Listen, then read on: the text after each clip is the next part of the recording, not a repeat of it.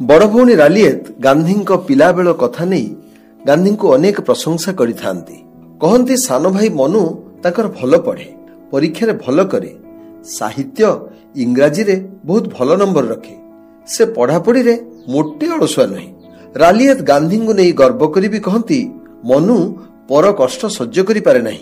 एपरिकी दिने से पिजुली गछरे चढ़ी बादुड़ी खाई खंडिया करिथिबा पिजुली को कनारे गुड़ेई देइथिला।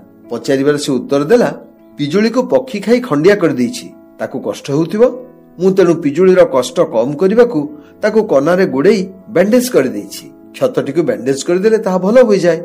मनुष्य परी पशु पक्षी गछलतार भी तो जीवन अछि ना, आघात कले तांकू भी जंत्रणा हुए। परवर्ती काल रे गांधींकर प्रिय भजन थिला वैष्णव जन तो तेने कहिए। ए भजन रे संदेश हैला परर दुख एवं कष्ट बुझी पड़ुथिबा लोक ही उत्तम लोक, साधु जन।